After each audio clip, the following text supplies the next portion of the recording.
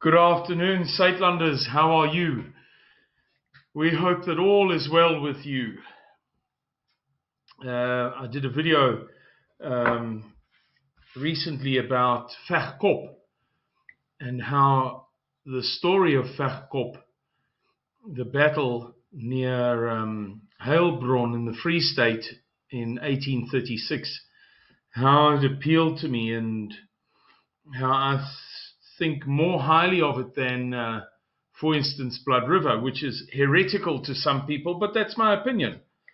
And I alluded in that video to Veglaer, which is my all-time favorite battle of the, let's say, the Voortrekker Phase in South Africa.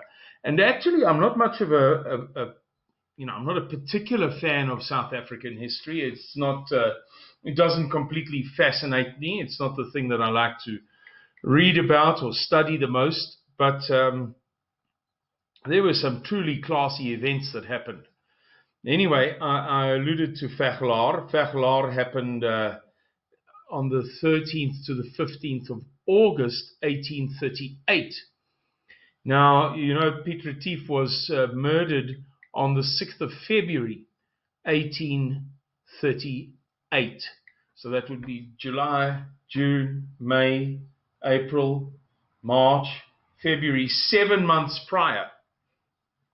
And after his murder at KwaMatiwane, the hill of execution by Dingane, after that, you know that Dingane sent his impies to assault Blaukrans, Wienen, Moordspruit. There are a few terms used for what is principally two Voortrekker lagers that they attacked, although there were some others as well, about 4 others actually. I'm trying to think of the others. The Greyling family was wiped out. The Nordeer family. I think there were 4 others. So there were about 16s of massacre from about 10 days later. So the 6th of February and then the 17th of February, the rest of the massacres began. And that was during a period prior to the Boers being able to mount what later became known as the Vencommando, the guys who participated in the Battle of Blood River on the 16th of December, 1838. Right, so you've got the 6th of February all the way to the 16th of December, during which period there are all these attacks on Voortrekkers and a number of different battles, slaughters, and so on. All sorts of things happened. And those of you who know the N3 East, in other words, the N3 from the Drakensberg to Durban, will be familiar with the small town of Escourt, right next to the N3. And when you pass Escourt on the N3, going downhill towards the coast, on your right-hand side there's a dam wall. It's very close by, maybe 150, 200 meters at the most from the N3 freeway. It's huge, it's enormous. You can't miss it. Anyway, that is the dam wall of Wagendrift Dam or Wagendrift Dam on the Bushmans River.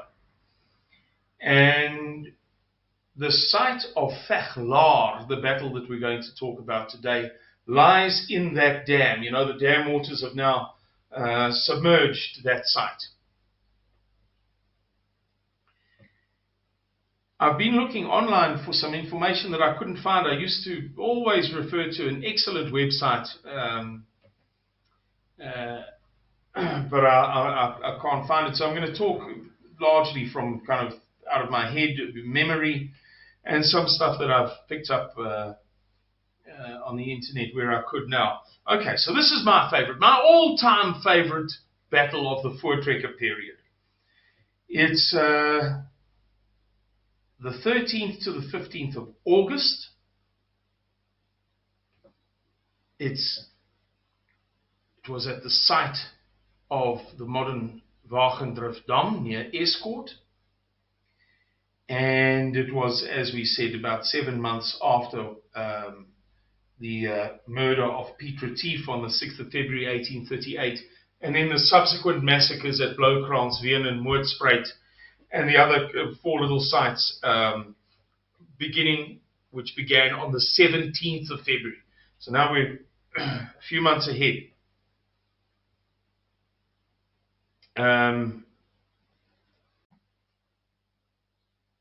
It's really quite a simple story. These guys were encamped at a place known then as Gatlaar. Later became known as Veglaer. And Dingaan sent his main general, his main guy, Ndlela Kasompisi, to attack this Voortrekker encampment. And the Voortrekkers in that encampment were somewhere around 75 men. Other sources say a few more. Other sources count boys. But one way or the other, not more than 100 able-bodied men. 100. And they were attacked by what is generally recorded and agreed by all sources. I've not seen any sources disagree with these numbers. 10,000 Zulu impi. 10,000, just imagine. 100 to 1. There were greater odds in other battles. For instance, at Vatkop, it was about 150 to 1. And don't let anybody kid you that the Zulus never had firearms.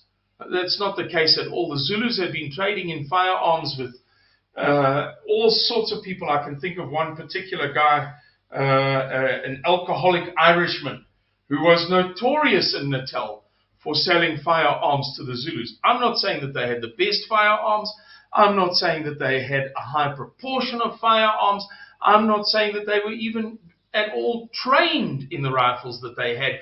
But don't let anybody kid you that they had no rifles. I'm sure that between those 10,000 Zulus, they had at least as many rifles as the Voortrekkers did. At least. Anyway, so they attacked 10,000 versus 100 at most, and they were repulsed. So what the Zulu general decided to do was to send a series of waves.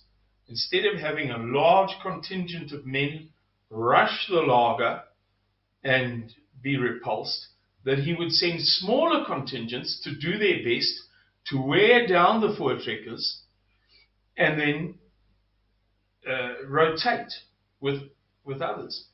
And in that way, he was able to mount a sustained series of attacks for 3 days, the 13th, 14th, and 15th of August, for 3 whole days.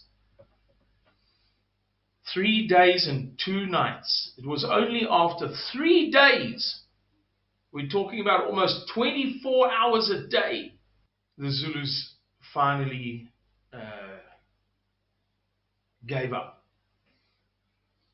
Can you imagine fighting for 3 days, non-stop, just 100 of you against thousands, and then thousands, and then thousands?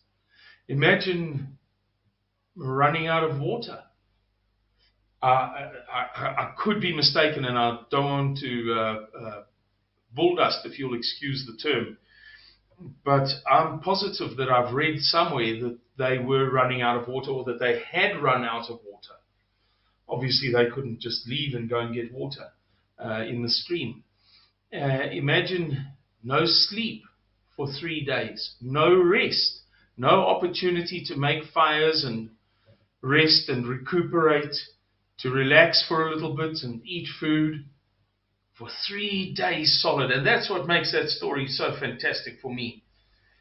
Again, there's something I want to tell you that I tried to research now before making this video, and I couldn't find I used to get everything from an excellent website on Voortrekker history, but I just can't find it. I haven't been on it for a couple of years, and I presume that it's been taken down, but it was brilliantly written.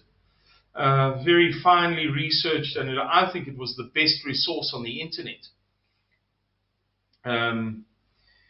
And as I say, I couldn't find it, so I'm not 100% sure of my facts. But if I'm not mistaken, the number of Boer dead was something like 1 or 2, something like that. 1 or 2, or I'm half tempted to say to you, 0. Call it 10, man. It wasn't, but call it 10 for the sake of giving the benefit of the doubt to our critics.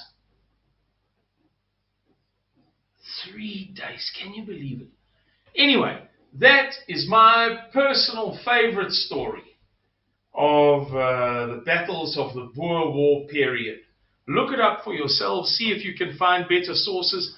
I unfortunately don't have on my bookshelf behind me any Afrikaans language encyclopedias. I don't really have much Afrikaner, you know, African, the stories of Africa, has never really been my thing.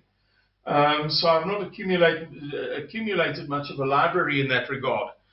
But yeah, go and have a look for yourself. See if you can find better sources. Have a look in a good Afrikaner encyclopedia somewhere. Ring up a museum if you know somebody. Speak to the Oomie that knows. There'll be one for sure. Anyway, thank you for listening to this story. I sincerely hope that you enjoyed it, and it would be even better still if it encouraged you in these dim, murky times in which we live. What else did I want to say? Oh,